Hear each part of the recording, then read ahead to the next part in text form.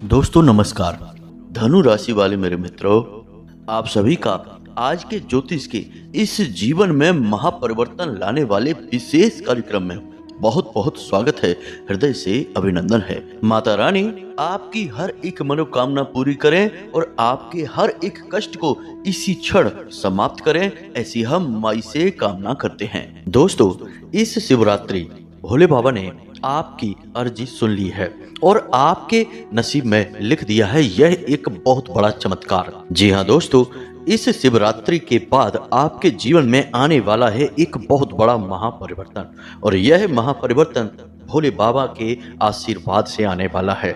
दोस्तों याद रखना कि जब इंसान का नसीब बिगड़ जाता है उसके भाग्य में कुछ लिखा नहीं होता है, केवल और केवल कष्ट और परेशानियां लिखे होते हैं। तब कालों के काल महाकाल ही हैं जो कि नसीब के लेखे को भी बदल सकते हैं, जातक के जीवन में खुशियां भर सकते हैं, हर एक कष्ट को काट सकते हैं। जी हाँ दोस्तों, तो अब आपकी बारी है। भोले बाबा ने आपकी सुन ली है और आपके नसीब में लिख दी हैं एक नहीं, दो नहीं, तीन बहुत बड़ी खुशियां। दोस्तों, आपको यह वीडियो अवश्य ही देखना चाहिए क्योंकि जिसने भी इस वीडियो को मिस कर दिया वह इस संसार का सबसे दुर्भाग्यशाली इंसान कहा जाएगा, क्योंकि वह भोले बाबा के यानी महाकाल के आशीर्वाद से वंचित रह जाएगा। दोस्तों, आप ऐसी गलती बिल्कुल भी मत करना क्योंकि हम आपको आपकी ग्रहों की चाल के बारे में बिल्कुल सही जानकारी देंगे। इससे भोले बाबा का चमत्कार ही कहेंगे, उनका आशीर्वाद ही कहेंगे कि अब आपकी राशि में बन गया है एक बेहद चमत्कारी योग। आपको इस योग की जानकारी होना बहुत आवश्यक है। इसी के साथ साथ आपको अद्भुत उपाय भी बताएंगे ताकि आप इस महायोग का, जो कि भोले बाबा का आशीर्वाद है और उनकी कृपा से बना है, आप इसका पूरा लाभ ले पाएंगे और अपने जीवन में खुशियां ही खुशियां भर पाएंगे। जी हाँ दोस्तों, हम आपको बता दें कि आपकी जिंदगी में एक बहुत ही सुनहरा अवसर आने वाला है। एकमात्र ऐसा मौका आपको मिलने जा रहा है जिसे आप ईश्वर का आशीर्वाद मान सकते हैं, जिस मौके में इतनी ताकत है कि यह आपकी जिंदगी को पूरी तरह से बदल कर रख देगा। जी हाँ दोस्तों, दुनिया की हर एक खुशी आपके कदमों में आने वाली है और ना केवल खुशियां बल्कि आपके शत्रु, आपके छुपे हुए दुश्मन, आपके अपनों में ही छुपे हुए शत्रु आपके सामने घुटनों पर बैठ जाएंगे और आपके सामने हार मान लेंगे। वैसे हम आपको बता दें कि अब पानी सिर के ऊपर से जा चुका है और अब समय आ गया है कि आपको भी अब कुछ न कुछ प्रयास करके कुछ न कुछ बड़ा करना होगा। और हम आपको बता दें कि अब जीवन आपको बहुत बड़ा मौका देने जा रहा है। इस अवसर को दोस्तों बिल्कुल भी मिस मत कर देना, अन्यथा आप अपने जीवन की सबसे बड़ी भूल करेंगे। तो हमारा आपसे बस इतना कहना है कि वीडियो को आपको पूरा देखना है। वीडियो में बताई गई एक एक बात केवल और केवल आपके जीवन को बदलने के लिए बताई जा रही है और आपके जिंदगी से जुड़ी हुई है। आगे जो भी हम आपको वीडियो में बताने जा रहे हैं वह केवल आपके जीवन की घटना है, आपकी व्यक्तिगत बातें हैं। जी हाँ दोस्तों, इस अवसर को एक खजाना ही कहेंगे क्योंकि यह आपके लिए बहुत कुछ लेकर आया है। तो वीडियो को पूरा देखें और ठंडे दिमाग से एकदम अकेले में शांत मन के साथ देखें ताकि हर एक बात जो हम आपको बताने जा रहे हैं वे आपको अच्छी तरह से दिमाग में बैठ जाएं और आप उन्हें अपने जीवन में उतार पाएं। कुछ चीज़ें बहुत ही गहरी होने जा रही हैं तो हो सकता है कि आपको एक बार में अच्छी तरह से समझ में ना आए, तो आप उन्हें दोबारा देखकर अच्छी तरह से समझ लें। और कुछ जगहों पर आपको कॉपी और पेन की आवश्यकता भी रहेगी दोस्तों, क्योंकि हम आपको कुछ ऐसी गुप्त और रहस्यमयी बातें बताएंगे जिन्हें लोग पैसे लेकर दूसरों को बताते हैं। हम आपको केवल जन कल्याण के लिए बता रहे हैं, आपके उद्धार के लिए बता रहे हैं। तो उन गुप्त बातों को, उन गुप्त रहस्यों और मंत्रों को नोट करने के लिए कॉपी पेन भी तैयार करके बैठे दोस्तों। तो चलिए आज की इस महत्वपूर्ण ज्ञानवर्धक वीडियो की शुरुआत करें, लेकिन इससे पहले आपसे एक निवेदन है कि कमेंट में पूरे भक्ति भाव के साथ माई को पूरे दिल से याद करते हुए जय माँ भद्रकाली कृपा करो एक बार नहीं 3 बार लिखना दोस्तों। अरे अपनी माई के लिए इतना नहीं कर सकते क्या? एक बार नहीं 3 बार लिखो दोस्तों, इसमें क्या पैसे लग रहे हैं? करिए ऐसा। जब आप ऐसा करेंगे तभी तो भाव आपका और गहरा होगा और माई की कृपा आपकी ओर आएगी, माई का प्रेम आपको मिलेगा और इसी प्रेम के लिए तो पूरी दुनिया तरस रही है। आपको यह प्रेम चाहिए तो बस इतना सा कार्य करिए। हमने माई की वर्षों सेवा की है और हम जानते हैं कि इसी प्रकार माई की कृपा प्राप्त होती है। तो बस लिख डालिए और साथ ही साथ अपना नाम और अपना स्थान भी लिखना, क्योंकि हमारे यहाँ जो सर्व मनोकामना पूर्ति हवन किया जाता है शनिवार के दिन, उस हवन में हम आपके नाम से आहुतियाँ करवा देंगे। साथ ही साथ माई के दिव्य दरबार में आपके नाम से अर्जी भी लग जाएगी। इससे माई का ध्यान आपकी ओर जाएगा, आपके जीवन में माई की सत कृपा प्रवेश कर जाएगी और आपका जीवन सरल हो जाएगा। दोस्तों, यह धर्म का कार्य है, माँ का कार्य है, इसमें बिल्कुल भी पीछे ना हटें, चढ़ बढ़ कर साथ दें और आगे आएं, तभी तो आपके जीवन में बदलाव आएंगे। उम्मीद है आप हमारे भाव को समझ रहे होंगे। दोस्तों, जब हम वीडियो आपके लिए रिकॉर्ड करने के लिए बैठते हैं ना, तो हम कभी यह नहीं सोचते कि आपके लिए इस विषय पर उस विषय पर वीडियो बना देते हैं। यह तो माई का आशीर्वाद है कि वही विचार देती हैं और हम बोलते चले जाते हैं। बस ज्ञान हम जरूर एकत्रित करते हैं अलग अलग शास्त्रों को और अलग अलग किताबों को पढ़ने के बाद, ताकि आपको सर्वोत्तम ज्ञान हासिल हो। लेकिन अन्य जो विचार हैं वे माई की देन होते हैं। तो ऐसे में कभी कभी यह हो जाता है कि वीडियो हमारा लंबा हो जाता है, तो आप इससे परेशान ना हो दोस्तों। अंत में सब कुछ जो आपको प्राप्त होगा वह सर्वोत्तम और शुद्ध होगा और आपके जीवन में चमत्कारी बदलाव लाने वाला होगा, क्योंकि हमारा प्रयास बेहद सच्चा होता है और दिल से किया गया होता है। दोस्तों, हम केवल हवाई बातें नहीं करते, फॉर्मेलिटी नहीं करते हैं, सच में आपकी मदद करना चाहते हैं। तो चलिए दोस्तों, अपने मूल विषय पर आते हैं। अब हम आपको यह बताने जा रहे हैं कि कौन सा है वह विशेष मौका, वह विशेष अवसर जो जीवन में केवल और केवल एक बार मिलता है और आपकी राशि के जातकों को भी यह अवसर एक बार ही मिलने वाला है और वह समय अब आने वाला है। जी हाँ दोस्तों, तो आपको ध्यान से हर एक बात को समझना है, बिल्कुल भी अपने ध्यान को भटकने नहीं देना है। दोस्तों, समझिए कि जब विशेष अवसर होता है तब ही कार्य करने का समय भी होता है। जैसे कि लोहा जब पूरी तरह से लाल होता है तभी उस पर चोट मारने का समय भी होता है, क्योंकि उस समय मारी गई हर एक चोट लोहे पर गहरा निशान बनाती है। दोस्तों, वैसे ही उचित समय पर किया गया कार्य या फिर यूं कहें कि उपाय या फिर कोई क्रिया आपके जीवन में बहुत बड़ी बदलाव लेकर आएगी और आपके जीवन भर उसका असर दिखाई देता रहेगा। तो ऐसे समय को कभी भी गंवाना नहीं चाहिए। तो कौन सा है वह समय, यह हम आपको बताने जा रहे हैं। साथ ही साथ आपको इस समय का पूरा लाभ लेने के लिए क्या क्या करना चाहिए, इन सब बातों के बारे में भी आपको पूरे विस्तार के साथ बताएंगे। दोस्तों, पूरे धैर्य के साथ आपको वीडियो को देखना है। हो सकता है कि वीडियो थोड़ी सी लंबी हो जाए, लेकिन ज्ञान की बातें जानने के लिए थोड़ा सा समय देने में कोई बुराई नहीं है दोस्तों। तो दोस्तों, हम आपको बता दें कि समय जब सकारात्मक होता है और आपको कुछ देना चाहता है, या यूं कहें कि भगवान आपको जब कुछ देना चाहते हैं, तो उसके लिए आपको भी इस बात की पात्रता होनी चाहिए कि जो भगवान आपको देना चाहते हैं वह आप ले पाएंगे, धारण कर पाएंगे कि नहीं। जी हाँ दोस्तों, आप समझ रहे होंगे कि कोई आपको कुछ देना चाहता है और यदि आपके पास पात्र ही नहीं है, या फिर आपके पास जो पात्र है वह छोटा है, टूटा है या उल्टा सीधा है, तो जो सामने वाला देना चाह रहा है वह आप कैसे ले पाएंगे। दोस्तों, इसे ही हम पात्रता होना कहते हैं।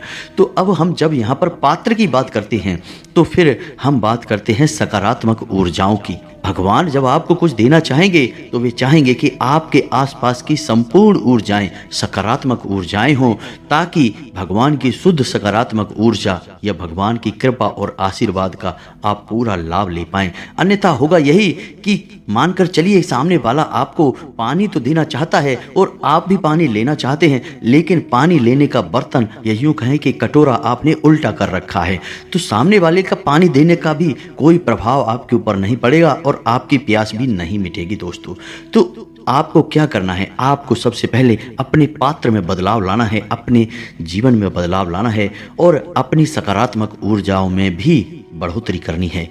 अब यह आप कैसे करेंगे दोस्तों? यह बहुत ही आवश्यक प्रश्न है जो आपके लिए इस वक्त तैयार खड़ा हुआ है और इसी पर आपको कार्य करना है। फिर समय जो आपके लिए अनुकूल होने जा रहा है, विशेष योग बन रहे हैं, विशेष अवसर बन रहे हैं, उनका लाभ आपको अपने आप मिल जाएगा दोस्तों। फिर आपको कुछ करने की आवश्यकता नहीं है, आपको बस अपनी पात्रता को मजबूत करना है। उम्मीद है कि आप समझ रहे होंगे कि हम आपसे क्या कहना चाहते हैं। तो आपको काम करना है अपने आसपास की ऊर्जाओं पर और उन्हें पूरी तरह से सकारात्मक ऊर्जाओं में बदल देना है। तो अब इसके लिए आपको 3 जगह पर बड़े बदलाव लेकर आने होंगे।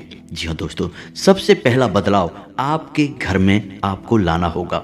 दूसरा बदलाव आपके स्वयं के चरित्र में और आपके स्वयं के शरीर में आपको लाना होगा। और तीसरा बदलाव आपकी संगत में, आपकी जो उठक बैठक है, जिनके साथ आप रहते हैं, उन लोगों में लाना होगा। क्योंकि एक इंसान के जीवन में प्रभाव सबसे अधिक इन्हीं 3 जगहों का रहता है। यानी कि वह किस तरह के वस्त्र पहनता है, किस तरह का भोजन ग्रहण करता है, इसका प्रभाव उसके अपने चरित्र पर रहता है, अपने शरीर पर रहता है। किस तरह के घर में रहता है, घर की ऊर्जाएं कैसी हैं, इसका प्रभाव उसके जीवन में रहता है। और किस प्रकार के लोगों के साथ वह उठता बैठता है, इसका प्रभाव उसकी उन्नति पर, उसके जीवन के विकास पर रहता है।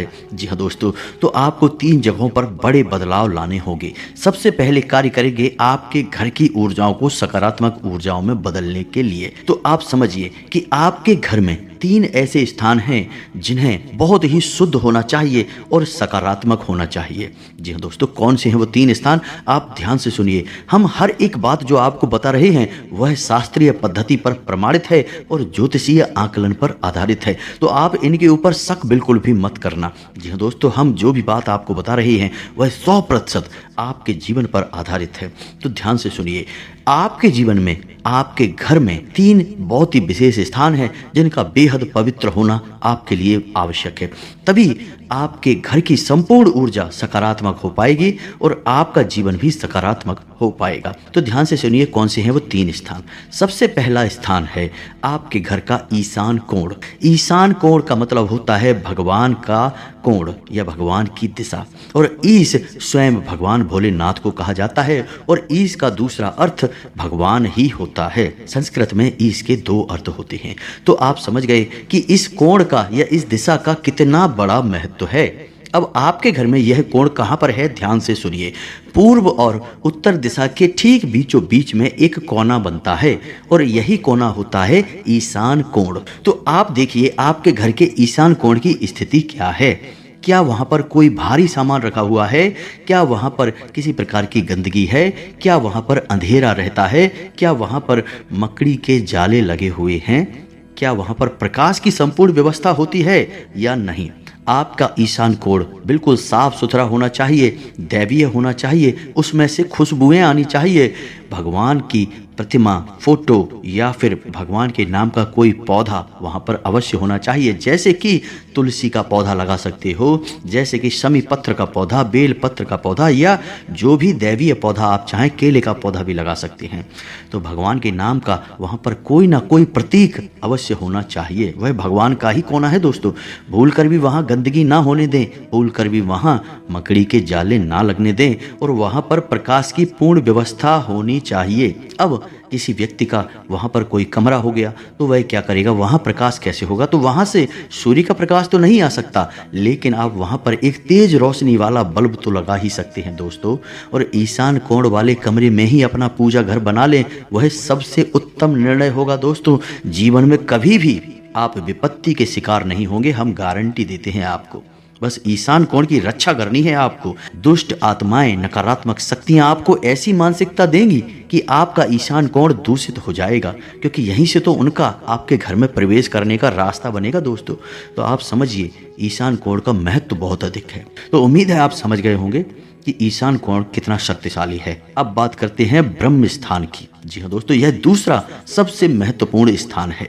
दोस्तों आपको देखना है कि आपके घर के ब्रह्म स्थान में कोई गड्ढा तो नहीं है, आपके घर के ब्रह्म स्थान में कोई गंदगी तो नहीं है, कोई भारी सामान तो नहीं रखा हुआ है, पानी तो नहीं भरा रहता है, या फिर जूते चप्पल वगैरह तो नहीं उतरे रहते हैं, या किसी भी अन्य प्रकार की गंदगी या किसी भी अन्य प्रकार का टूटा फटा सामान, यानी कि जिसे हम त्याग देते हैं, वैसा कोई सामान तो नहीं पड़ा रहता है। ऐसी कोई भी चीज आपके घर के ब्रह्म स्थान में नहीं होनी चाहिए। आपके घर का ब्रह्म स्थान भी खाली होना चाहिए। पुराने जमाने में जब लोग घर बनवाते थे तो घर के आंगन को विशेष तौर पर केंद्र में बनवाते थे और बड़ा बनवाते थे और उसे हमेशा खाली रखते थे। केवल एक चीज घर के आंगन में सबसे ज्यादा शक्तिशाली होती है, ऊर्जावान होती है, वह है तुलसी का पौधा, जो घर के ब्रह्मस्थान में ठीक बीचों बीच में होना चाहिए। यह आपके घर का केंद्र है और नाम से ही आप समझिए दोस्तों, यह ब्रह्म का स्थान है, यह स्वयं भगवान का स्थान है। यानी कि आपके घर में दो स्थान ऐसे हो गए हैं जहां पर भगवान का वास होता है। तो आपका घर का ब्रह्म स्थान आप देखिए, वहां पर किसी भी प्रकार की गंदगी मत होने दीजिए और वहां पर प्रकाश की पूर्ण व्यवस्था होनी चाहिए। और सबसे बड़ी बात कि देवी देवताओं से जुड़ा हुआ कोई एक प्रतीक तो कम से कम ब्रह्म स्थान में होना ही चाहिए। अब बात करते हैं तीसरा सबसे महत्वपूर्ण आपके घर का स्थान, जो आपके जीवन की ऊर्जाओं को सकारात्मक ऊर्जा में बदलने का कार्य करता है। तो अब तीसरा स्थान, ध्यान से सुनिए, घर का तीसरा सबसे महत्वपूर्ण स्थान है वह कमरा जहां पर आप सोते हैं, आपका शयन कक्ष या फिर बेडरूम। यह सबसे महत्वपूर्ण स्थान है। अब कैसे दोस्तों, ध्यान से समझिए। इस कमरे में आप कब आते हैं, विचार करके देखिए। जब आप थके हारे होते हैं, संसार से सारी लड़ाइयाँ लड़कर वापस आते हैं, तब आप इस कमरे में आते हैं। और इस कमरे में क्या होता है, आप इस कमरे में आते ही पूर्ण रूप से आराम की मुद्रा में चले जाते हैं, रिलैक्स हो जाते हैं, ठंडे हो जाते हैं। और फिर आप जब सोते हैं तो उसके बाद आपकी सारी थकान चली जाती है, आप बिल्कुल से तरोताजा हो जाते हैं, ऊर्जावान हो जाते हैं। यानी कि यह वो स्थान है जो आपकी हर एक पीड़ा को हर लेता है और आपके अंदर एक नई सकारात्मक ऊर्जा को भर देता है। तो आप समझिए कि यह कितना दिव्य स्थान हुआ। लेकिन आपके शयन कक्ष की कुछ सीमाएं हैं, कुछ बाधाएं हैं जिन्हें आपको समझना बहुत आवश्यक है। यदि आपने इसमें कुछ गलतियां कर दी तो आपकी ना तो नींद पूरी होगी, ना ही आपके जीवन में सकारात्मक ऊर्जा का प्रवेश होगा। ईश्वर की कृपा का कोई प्रवेश आपके जीवन में नहीं होगा। तो आप समझिए कि सीमाएं और बाधाएं क्या हैं, सारी बातें आपको विस्तार से बताते हैं। पहली बात कि आपके शयन कक्ष में किसी भी देवी देवता की कोई भी फोटो या मूर्ति भूल कर भी नहीं होनी चाहिए। आपका शयन कक्ष एक बेहद ही गुप्त और बहुत ही निजी स्थान है। यहाँ देवी देवताओं की कोई भी व्यवस्था नहीं होनी चाहिए। देवताओं की पवित्रता यहाँ पर भंग हो जाती है। दूसरा कि आपके सोने के स्थान पर यानी कि आपके शयन कक्ष में कोई नुकीला सामान नहीं होना चाहिए, झाड़ू नहीं होनी चाहिए और आपके बिस्तर के नीचे आपके जूते चप्पल नहीं होने चाहिए, झाड़ू नहीं होनी चाहिए, गंदगी नहीं होनी चाहिए। आपके शयन कक्ष में मकड़ी के जाले नहीं होने चाहिए, रोशनी की पर्याप्त व्यवस्था होनी चाहिए, हवा के आवागमन के लिए खिड़की अवश्य होनी चाहिए, बेहद ही आवश्यक है दोस्तों। इसका ज्योतिष और वास्तु में बहुत बड़ा महत्व है। और इन सबसे महत्वपूर्ण बात दोस्तों कि आप किस दिशा में सिर करके सोते हैं। जी हाँ दोस्तों, यह बहुत ही आवश्यक है। यदि आप उत्तर दिशा की ओर सिर करके सोते हैं तो आपकी आयु कम होती है, आपके शरीर में पीड़ाएं रहती हैं, तबीयत आपकी हमेशा खराब बनी रहती है और आपकी विचारधारा भी कमजोर होती है, आपके निर्णय कमजोर होते हैं और गलत साबित होते हैं। ठीक इसी प्रकार यदि आप पश्चिम दिशा की ओर सिर करके सोते हैं तो आप आलसी होते हैं, आपका काम में मन नहीं लगता है, आपकी ऊर्जा हमेशा कम रहती है, आप थके थके से रहते हैं और हर वक्त आप काम को टालने की मुद्रा में रहते हैं। आपके काम में तरक्की नहीं होती है, व्यापार में आपको नुकसान घाटा होता है और कर्जा बढ़ने लगता है। जी हाँ दोस्तों, तो आपको सोने की सर्वोत्तम दिशा कौन सी है? पहली दिशा है कि दक्षिण की ओर सिर करके सोना। जी हाँ दोस्तों, यह सर्वोत्तम दिशा है। जो इंसान दक्षिण की ओर सिर करके सोता है वह हमेशा निरोगी रहता है, वह हमेशा स्वस्थ रहता है, उसके शरीर में कोई रोग नहीं होता, हमेशा नई ऊर्जा का संचार होता है और उसके द्वारा लिए गए हर एक निर्णय सही साबित होते हैं और उसे जीवन में उन्नति और तरक्की प्राप्त होती है। ठीक इसी प्रकार दूसरी सर्वोत्तम दिशा है पूर्व की ओर सिर करके सोना। जो इंसान पूर्व की ओर सिर करके सोता है वह हमेशा ऊर्जावान रहता है, उसके चेहरे पर एक अनोखा तेज रहता है और उसका आत्मविश्वास बढ़ा हुआ रहता है। और सबसे बड़ी बात दोस्तों कि वह जिस भी कार्य को प्रारंभ करता है उसे खत्म करके ही दम लेता है, बीच में कभी उस कार्य को छोड़ता नहीं है। तो आपको भी अपने सोने की दिशा तय करनी होगी। आप कभी भी उत्तर दिशा की ओर या पश्चिम दिशा की ओर सिर करके नहीं सोएंगे। यदि आपके कमरे में बेडरूम में खिड़की है तो ठीक खिड़की के बगल से आपका बेड या फिर आपका सोने का पलंग नहीं होना चाहिए, उससे दूरी बनाकर रखें। बस इन सब बातों को आपको ध्यान से समझना है, यही कार्य आपको अपने घर में करना है। अब बात करते हैं आपके स्वयं के कार्य की। घर के कार्य तो आपने कर लिए, अब आपके घर की ऊर्जाएं पूर्ण रूप से सकारात्मक हो गई हैं। अब आपको अपने ऊपर कार्य करने हैं। तो दोस्तों, आपको अपने ऊपर क्या कार्य करने होंगे? सबसे पहला कार्य आपको अपने ऊपर यह करना है कि हमेशा आपको सूर्योदय से पहले जागना है। यही आपके लिए सबसे महत्वपूर्ण कार्य है। और दोस्तों, आपकी राशि के जातकों के लिए सूर्य को अर्घ देना बेहद ही अनिवार्य है। ये बात आप पक्के तौर पर मानकर चलिए।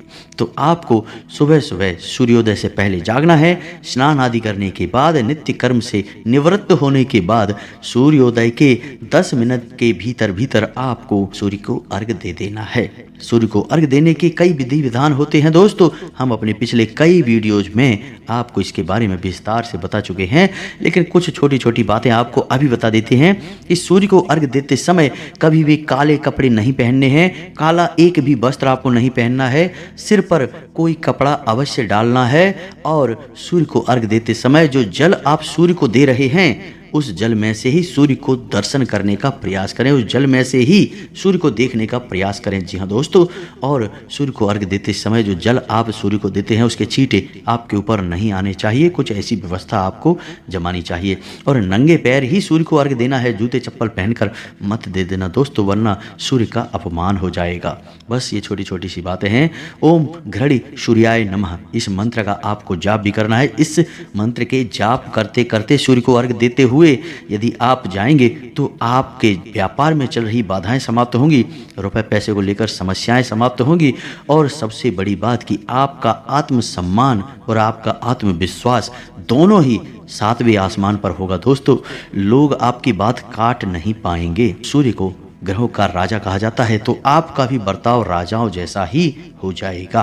तो यह तो सबसे महत्वपूर्ण कार्य है जो आपको अपने ऊपर करना है। दूसरा कि आपको जितना हो सके उतना सत्य का साथ देना है, गलती से भी झूठ नहीं बोलना है। झूठ आपको तभी बोलना है जब किसी का अहित हो रहा हो, यानी कि सत्य बोलने से किसी का अहित होता है तो थोड़ा सा झूठ बोलकर यदि आप किसी को बचा सकते हैं तो आप झूठ बोलें, अन्यथा बिल्कुल भी झूठ ना बोलें, झूठ की आवश्यकता नहीं है। तीसरा, आपको कोई भी ऐसा कार्य नहीं करना है जो अनैतिक है, गलत है, असामाजिक है। जैसे कि कोई व्यभिचार नहीं करना है, जुआ, शराब और वेश्यावृत्ति आदि कृत्यों से दूर रहना है। साथ ही साथ दोस्तों, आपको खान पान पर भी ध्यान देना होगा। किसी भी तरह का तामसिक भोजन आपको ग्रहण नहीं करना है, जैसे मांस, मदिरा और मसालेदार चीजें।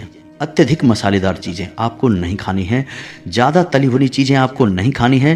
भोजन आपका जितना सादा होगा, सरल होगा, उतना ही आपकी बुद्धि खुलेगी और आपके जीवन में तरक्की के रास्ते खुलेंगे। और सबसे महत्वपूर्ण बात यह है कि आप पूर्ण रूप से शुद्ध हो जाएंगे, सकारात्मक हो जाएंगे। दोस्तों, यकीन मानिए कि इन बातों को यदि आपने अपने जीवन में अपना लिया तो आपका जीवन इस तरह बदलेगा जैसा कि आपने सपने में भी नहीं सोचा होगा। जी हाँ दोस्तों, आपको खुद को यकीन नहीं होगा कि ये आप क्या बन चुके हैं, आपने कितनी तरक्की हासिल कर ली है। इसी के साथ साथ आपको एक ना एक धार्मिक संस्कार भी अपनाना होगा। कहने का मतलब यह है कि एक नियम बनाइए कि आप रोज भोले बाबा को जल अर्पित करेंगे, या फिर आप रोज हनुमान जी का चालीसा पाठ करेंगे, या फिर आप कोई और जो आपको अच्छा लगे वह संकल्प ले लीजिए और उसे अपने जीवन में शामिल कर लीजिए और पूरी ताकत लगाकर इस संकल्प को पूरा करने की कोशिश करिए। कहावत कही जाती है ना, करत करत अभ्यास के जड़मत होत सुजान और रसरी आवत जात से सिल पर परत निशान।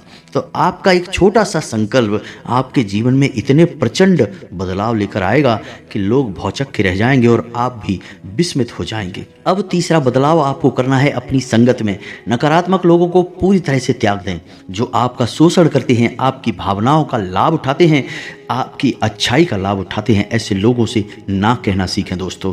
ना कहने से कोई बुराई नहीं होती है, लोग आपको वैसे ही स्वीकार कर लेंगे। और वैसे भी ऐसे लालची और धोखेबाज लोगों से रिश्ता रखने का क्या फ़ायदा, जो आपकी मुसीबत में तो काम आते नहीं हैं, केवल आपसे अपना काम निकलवाते रहते हैं, आपका शोषण करते रहते हैं।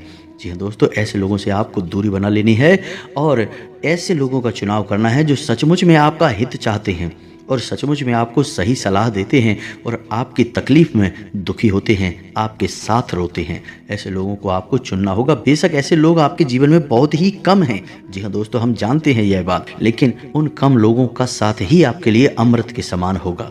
ऐसे विषैले लोगों से आपको दूर रहना है जो आपको परेशान करते हैं, आपकी भावनाओं को नहीं समझते हैं। ऐसे लोगों से आपको दूर रहना होगा। बस दोस्तों, ये 3 जगहों पर आपने कार्य कर लिया तो अब आपके जीवन में जो योग बनने जा रहा है वह योग आपको बहुत अधिक लाभ देने वाला है। जी हाँ दोस्तों, तो अब ध्यान से सुनिए। अब वीडियो में सबसे महत्वपूर्ण बात हम आपको बताने जा रहे हैं। हम उस योग के बारे में खुलासा करने जा रहे हैं जो आपके जीवन में बहुत ही चमत्कारी बदलाव लेकर आने वाला है। अगले 3 से 5 दिनों के बीच यह घटना घटेगी और यह घटना आपके जीवन को बदल कर रख देगी। 2 ग्रहों की चाल ऐसी बन रही है जो आपकी राशि में आपको सीधे तौर पर बड़ी चमत्कारी फायदे देने जा रही है। तो ध्यान से सुनिए इस योग के बारे में। ज्योतिष शास्त्र में जब गुरु के साथ चंद्रमा एक ही घर में विराजमान होते हैं तो एक योग बनता है जिसे हम गज केसरी योग कहते हैं। क्योंकि दोस्तों, गुरु और चंद्रमा दोनों ही शुभ ग्रह हैं, जातक को श्रेष्ठतम लाभ पहुंचाते हैं, तो आपको भी यह विशेष लाभ पहुंचाने जा रहा है। अगले 48 घंटों में यह योग बनने जा रहा है और इस योग के बनने से जातक को जीवन में राजयोग तक का निर्माण हो जाता है। जी हाँ दोस्तों, यह बहुत ही विशेष योग होता है। इस योग का मतलब यह है कि हाथी के ऊपर शेर बैठा हुआ है, इसीलिए इसका नाम गज केसरी योग होता है। दोस्तों, इसका विशेष लाभ आपको हासिल करने के लिए आपको अपनी रिंग फिंगर में, जिसे हम अनामिका उंगली कहते हैं, उस उंगली में आपको एक चांदी का कड़ा पहनना चाहिए। साथ ही साथ दोस्तों, आपको गुरुवार के दिन केले की जड़ का पूजन करना चाहिए और भगवान श्री हरि विष्णु की माता लक्ष्मी के साथ पूजा आराधना करनी चाहिए और 7 गुरुवार व्रत रहने का एक संकल्प भी ले लेना चाहिए। बस इतना सा करने से आप चमत्कारी बदलाव महसूस करेंगे। अगले 48 घंटों में आपका जीवन बदलने जा रहा है। यकीन मानिए कि आपके जीवन में बहुत ही जबरदस्त चमत्कारी बदलाव आ जाएंगे। बस शर्त यही है कि आपको अपनी पात्रता बढ़ानी होगी। आपको अपने जीवन में अपने घर, अपनी संगत और अपने स्वयं के ऊपर कार्य करना होगा। अन्यथा इस योग का फल तो मिलेगा लेकिन बहुत ही कम, यानी कि इसका अंश कम होता चला जाएगा। आपकी सकारात्मकता के ऊपर ही सब कुछ निर्भर करेगा, आपके प्रयासों के ऊपर ही सब कुछ निर्भर करेगा। दोस्तों, यदि आपका कोई प्रश्न बनता है तो आप कमेंट करके पूछें, हम आपके प्रश्नों के जवाब देने की पूरी कोशिश करेंगे। साथ ही साथ दोस्तों, कमेंट में पूरे भक्ति भाव के साथ जय माँ भद्रकाली रक्षा करो, जय माँ भद्रकाली कृपा करो अवश्य लिखें। माता आपके ऊपर दया दृष्टि करेंगी, आपका जीवन सुंदर और सरल बन जाएगा। दोस्तों, इसी के साथ साथ आज के इस वीडियो को विराम देते हैं। मिलते हैं अगले ज्ञानवर्धक वीडियो में, तब तक के लिए धन्यवाद। जय माता की।